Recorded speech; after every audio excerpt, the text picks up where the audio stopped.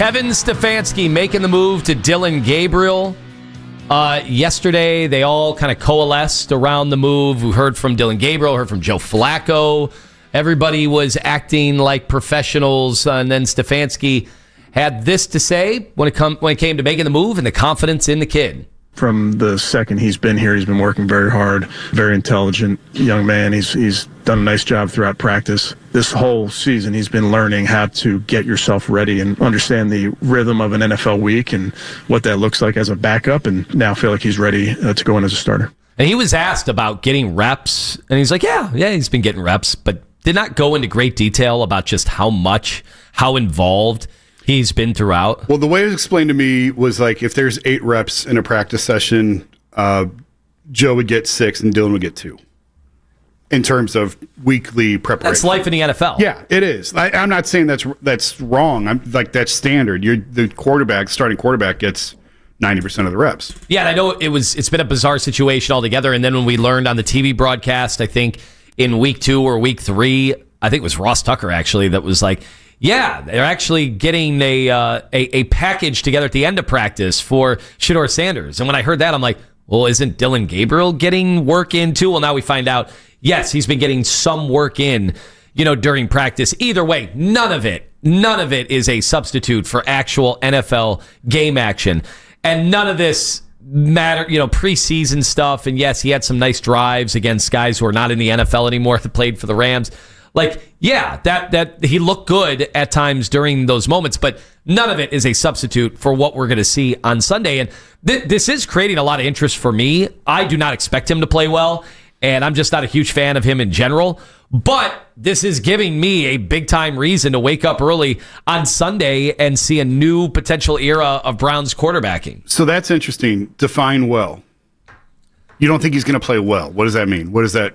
I think you have a veteran, one of the great defensive coordinators in all of football, that when he heard that news, now maybe he was licking his chops anyway at Joe Flacco. Absolutely. But when he heard, oh, that's the guy I get to go up against, meaning Browns are going to dumb it down. There are going to be a lot of short, quick reads. He's like, I'll have my guys ready to go for that. That's never been a thing, I think, that a defensive coordinator like him, especially with the exotic blitz schemes and everything, because if they're ready for the short, quick stuff, then what does that set up on third down? That sets up passing situation, third down. Here we go, exotic blitzes, coming at every angle, stuff he's never seen before, especially at the speed of an NFL defense. Like, I imagine Brian Flores is pretty excited. And don't forget, Flores was the runner-up to the job here. Yeah. So that's a little extra. Yeah, good point. But he's not the one on the field. Like, the players don't care that he was the runner-up for the DC job here. But for him, I'm sure that provides a little extra something. I actually think Dillon is going to be competent. I don't think he's going to be a star. I don't think he's not throwing for 300 yards or anything like that. But I do think he's going to get them into the right calls. I think he can get them lined up. I think he can complete passes, get the ball out quickly, and keep the chains moving and not turn the ball over. And that's what they're looking for right now. You're just looking for competency. And I do think I think he's going to surprise people. And again, not saying he's the starting quarterback here for the next decade. Don't think that's the case. But the only thing truly holding him back really is size. And there are other quarterbacks smaller, his size and smaller, who've had success. Now, a lot of them are probably a little bit more athletic than what he is. So that's a bad combination. And really the size thing to me leads to injury concerns more than anything. How can he hold up over the rest of the season? Because they all get hit eventually. Oh, yeah. He's going to take some shots. And can he keep getting up and keep getting up?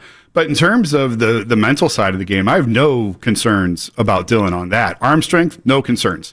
It really comes down to size more than anything with him. Well, I looked at it this way, and 216-474-0092, I would wonder if this changes the interest level for Browns fans, because everybody was telling me yesterday, yeah, we don't know if Dillon Gabriel's good, but we need a spark. We need something different. It's not Joe Flacco. We knew where the Joe Flacco stuff was going. He's 40 years old. Yep. What's the point? Okay, well, you got your wish.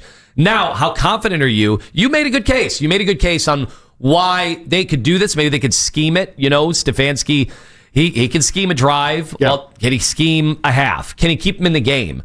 Can it not be the DTR situation from a few years ago? He got P.J. Walker to beat the 49ers at home. Yeah. So, and again, this is going to open up more of the playbook than what they've been running. What they've been running at this point is very bland, very vanilla. because it has to be with the quarterback situation. And these we talked about it last year. The offense they tried to run last year was mind-numbing. This is not a talented receiver room that can create separation. No. And last year, some of the routes that they were running did not align with the talent that they had. So this year, now that you have a quarterback who can move a little bit, now you know what the receivers are capable and not capable of doing. I do think that there's a path to make all of this work. Obviously, you would like better tackle play. You've got to get something more out of these tackles than what you've gotten. But you can run inside with Quinshon. You can move the pocket a little bit now with the quarterback. This is never going to be an offense that is deep shot after deep shot, chunk play after chunk play. But I think that there is a way to create advantages and to create enough chunk plays to keep you in this. And the defense is going to keep you in games. All you have to do is not turn the ball over and give your opponent short fields.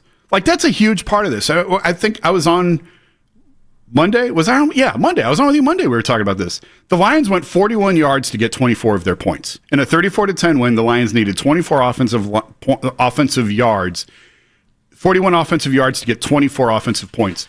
That is what kills this team. If you just eliminate that, just eliminate the mistakes and make your opponent drive the length of the field, you're going to be competitive and you're going to have chances to win at the end of the game. Well, part of it is, and admittedly, I don't look to Tennessee very often when trying to make comparisons about the Browns, but they are starting their number one overall pick, right? Yeah, and that guy is, on paper, his profile way more talented, way just the profile in general, way more advanced than Dillon Gabriel, who most think got overdrafted by the Browns where he did.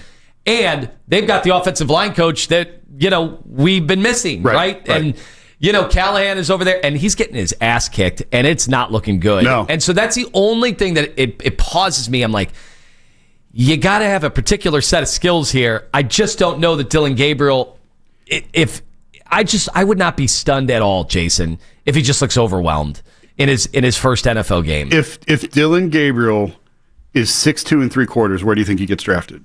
Oh, first round. Okay. Yeah. So all it comes down to is size. And I'm not saying that's nothing, because it's something. It's significant. But if you can put him in advantageous situations to overcome that, what are you scared of?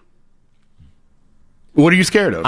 I'm just scared of the turnstiles at tackle, and I know they're hoping to have Conklin. And that's fair. And do we have an update on whether or not Cam Robinson is going to be available? Well, what's funny is if you get Conklin back, now suddenly that's the more important tackle because your quarterback's left-handed.